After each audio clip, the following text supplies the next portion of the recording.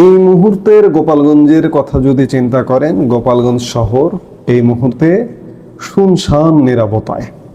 আপনারা জানেন যে গতকাল সহিংসতা তাণ্ডবের পর থেকে রাত থেকে গোপালগঞ্জ শহরে কারফিউ জারি করা হয়েছে এবং আজকে সন্ধ্যা পর্যন্ত এই কারফিউ চলবে। সেই কারফিউ বিবেচনায় গোপালগঞ্জ শহরে শুনশান নীরবতা। আজকে গোপালগঞ্জের এই পরিস্থিতি কেন হলো?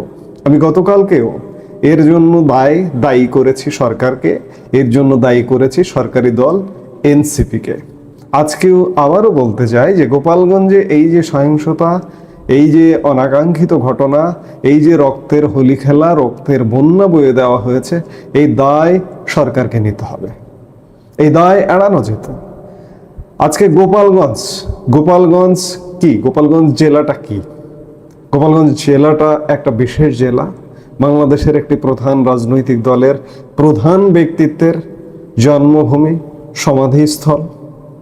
সেই গোপালগঞ্জকে নিয়ে উস্কানি তৈরি করেছে কে? উস্কানি উৎপাদন করেছে কে? প্রথমে সরকারের দল এনসিপি। এই উস্কানি যখন উৎপাদন করা হয়েছে, তখন সেই প্রধান নেতার জন্মভূমির জনগণ, খুব স্বাভাবিক ব্যাপার যে তাদের হাতে ঘা লাগবে, তারা প্রস্তুতি নিয়েছে যে প্রতিহত করতে হবে। এই যে যখন তারা প্রস্তুতি নিল, সেখানকার জনগণ এদিকে সরকারি দল এনসিপি উস্কানি দিচ্ছে, এই অনাকাঙ্ক্ষিত ঘটনাটা এড়ানো যেত। গতকালকে অনাকাঙ্ক্ষিত ঘটনা ঘটার পরে সেখানে 144 ধারা জারি করা হয়েছে। আমি গতকালকের ভিডিওতেও বলেছি যে এই 144 ধারাটা আগে কেন জারি করা হলো না? গতকালকে দিনভর গোপালগঞ্জে যে তাণ্ডব চলেছে, হ্যাঁ, হামলা করেছে এনসিপির উপরে, তাদেরকে হামলা করেছে, কিন্তু সাধারণ জনগণের উপর গুলি চালিয়েছে কে? এনসিপির কোন নেতা কর্মী কি নিহত হয়েছে? কালকে কতজন মানুষ মারা গেছে? সঠিক সংখ্যাটাই কি সরকার প্রকাশ করবে কোনোদিনও? বিভিন্ন হিসেব নিকেশ, সরকারি হিসেবে দেখা যাচ্ছে যে 4 জন, গণমাধ্যম, হাসপাতাল হিসেবে 4 জন দেখা যাচ্ছে। অনেক মানুষ গোপালগঞ্জে এখন নিখোঁজ আছে, তারা কোথায়? আপনারা সোশ্যাল মিডিয়ায় দেখছেন যে লাশ গুম করা, লাশ পিকআপে ওঠানো, পুলিশের পিকআপে ওঠানো, এই লাশগুলো কোথায়? এবং আরেকটি খুব উদ্বেগজনক ঘটনা যে গতকালকে আমাদের গর্বের সেনাবাহিনী, আমার জনগণের উপরে গুলি চালাবে, এটি প্রত্যাশারও বাইরে।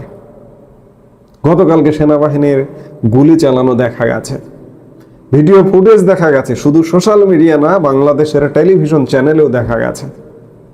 ডাইরেক্ট গুলি চালানোর নির্দেশ দিতে দেখা গেছে। এই গুলিতে কতজন মারা গেছে? সেনাবাহিনীর গুলিতে, পুলিশের গুলিতে। পুলিশ, সেনাবাহিনী বাংলাদেশের জানমালের নিরাপত্তা দেবে, সেনাবাহিনী দেশের স্বাধীনতা সার্বভৌমত্ব রক্ষা করবে, কিন্তু আজকে সেনাবাহিনী গুলি চালিয়ে রক্তপাত করছে। দুঃখজনক, যা বাংলাদেশের সেনাবাহিনীর কাছে আশা করা, প্রত্যাশা করা যায় না। এবং সেনাবাহিনী গতকালকে আমরা এখনো ছবি ভেসে বেড়াচ্ছে সোশ্যাল মিডিয়ায়, সেনাবাহিনীর লাশ বহন করে যাচ্ছে, সেনাবাহিনী লাশের উপরে বুট চালাচ্ছে। এগুলো কি বাংলাদেশের সেনাবাহিনী? 1971 সালের পাক সেনাবাহিনীর সাথে অনেকে তুলনা করেছেন গতকালকের ঘটনা। এগুলো দুঃখজনক। আজকে গোপালগঞ্জ যে অবস্থায় আছে সেটি সংকটজনক অবস্থায়, এবং গতকাল রাতভর যে গোপালগঞ্জে কারফিউ জারি করার পরেও ভিডিও ফুটেজ ঘুরে বেড়াচ্ছে, আপনারা দেখেছেন নিশ্চয়ই। এগুলো দুঃখজনক। গতকালকে গোপালগঞ্জ ঘটনাকে কেন্দ্র করে ঢাকাতেও কিছু ঘটনা ঘটেছে, যেমন পুলিশ কন্ট্রোল রুমে বসে শিশু উপদেষ্টা আসিফ মাহমুদ সজীব ভুইয়া, স্বরাষ্ট্র উপদেষ্টা এবং আরো অন্যান্যদেরকে দেখা গেছে। তারা কি পুলিশ কন্ট্রোল রুমে বসে তারা কি হত্যার নির্দেশ দিয়েছিলেন? হ্যাঁ, অতি উৎসাহী হয়ে আসিফ মাহমুদ সজীব ভুইয়ার ফেসবুক পেজ থেকে এগুলো প্রকাশ করা হয়েছে। তাহলে কি হত্যার নির্দেশদাতা হিসেবে নিজেকে ঘোষণা করছেন আসিফ মাহমুদ সজীব ভুইয়া? অনেকেই প্রশ্ন করছেন, আমারও প্রশ্ন, তিনি কি আইন শৃঙ্খলা নিয়ন্ত্রণ বিশেষজ্ঞ? তিনি কি বিশেষজ্ঞ পরামর্শ দেবার জন্য কি পুলিশ কন্ট্রোল রুমে বসেছিলেন? বসে নির্দেশ দিয়েছেন? দেশ যা চলছে, যেভাবে চলছে, গোপালগঞ্জের চিত্র, গোপালগঞ্জের উদাহরণটা যথেষ্ট, সারা বিশ্বকে দেখানোর জন্য যথেষ্ট যে গোপালগঞ্জে গতকালকে দিনভর কি হয়েছে। সেই জায়গায় আজকে গোপালগঞ্জ ভালো নেই। গোপালগঞ্জে কোনো পুরুষ মানুষ ঘরে থাকতে পারছে না, গোপালগঞ্জ ছাড়া অনেকে। গতকালকে তাণ্ডব ঘটানোর পর আমরা ধরেই নিয়েছিলাম, জেনেই ছিলাম যে এই যে গোপালগঞ্জে যে এই ঘটনাগুলো ঘটলো, এরপরে গোপালগঞ্জে একটা সীমাহীন তাণ্ডব, ভয়াবহ সাঁড়াশি অভিযান চলবে এবং সেই সাঁড়াশি অভিযান রাতভর চলেছে এবং অসংখ্য মানুষকে নাকি ধরে নিয়ে যাওয়া হয়েছে। এই মানুষগুলো কোথায়? এই মানুষগুলোকে কে হত্যা করা হয়েছে? এই মানুষগুলোর পরিবার জানে না, পরিবার এখনো অন্ধকারে যে মানুষগুলো আসলে কোথায়। গতকালকে গোপালগঞ্জে পুলিশ কিন্তু এক প্রকার অসহায় হয়ে পড়েছিল। পুলিশ সহযোগিতা করেনি বা করতে পারেনি এনসিপি কে। সারা বাংলাদেশের পুলিশের অবস্থা কিন্তু এই, শুধুমাত্র সেনাবাহিনী এনসিপির নেতা কর্মীদের বাঁচিয়ে গোপালগঞ্জ ছাড়তে সহায়তা করেছে। এখন তাহলে বেঁচে আছে কে? একটা সংগঠন, সেনাবাহিনী। আজকে সেনাবাহিনী যদি বিতর্কিত ভূমিকা পালন করে, সেনাবাহিনীরও কিন্তু পুলিশের মতো পুলিশের অবস্থা খুব খারাপ, ভয়ানক খারাপ।